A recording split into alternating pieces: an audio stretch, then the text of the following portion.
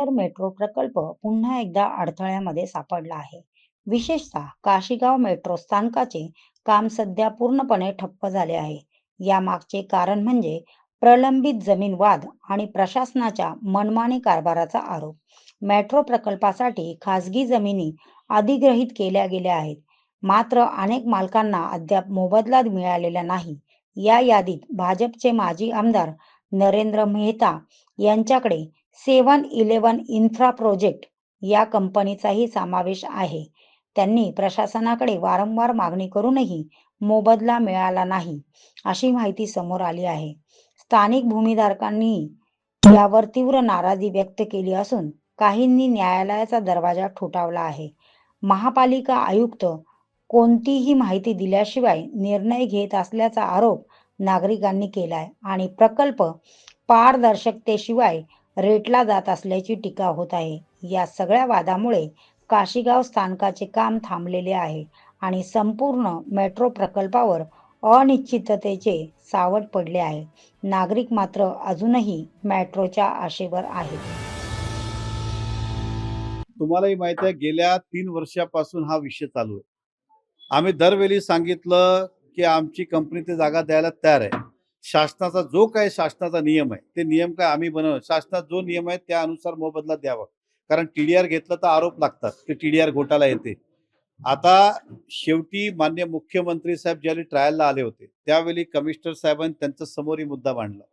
मला मुख्यमंत्री साहेबांनी सांगितलं काय अडचण आहे. मुलं साहेब आज घ्या, माझी कुठली अडचण आहे, पण हे मोबदला देत नाही. तर त्यांना विचारलं कायद्यात जी तरतूद आहे त्या तरतूदच्या विरोधात काय बोलतात. बोलतात नाही, मग कायद्यात तरतूद आहे, तुमच्याकडे पैसे नसेल तर क्रेडिट नोट द्या. मला सांगितलं म्हणजे रस्ता दे दो आप, पैसा बाद में लेना. म्हटलं ठीक आहे साहेब, क्रेडिट नोट द्या. हे ठरलं.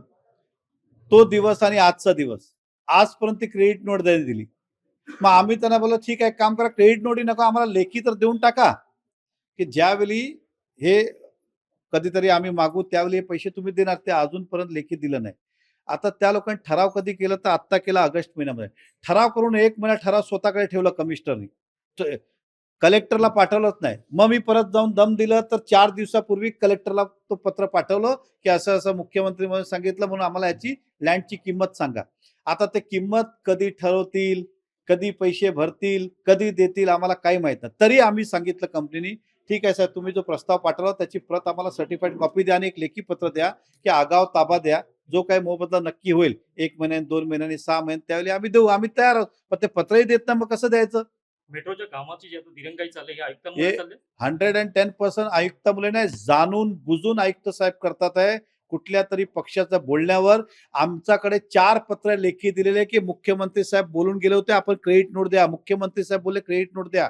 आणि जे कलेक्टरला पत्र पाठवलं त्यामध्ये सुद्धा, हे तर माझं पत्र नाही, त्यांचं आणि कलेक्टर, त्यामध्ये म्हटलंय की मान्य मुख्यमंत्र्यांनी सांगितलं क्रेडिट नोट द्यावं म्हणून आम्ही तुमच्याकडे पाठवलं. हे काम त्याला 4 महिना पहिला करता आलं नसतं.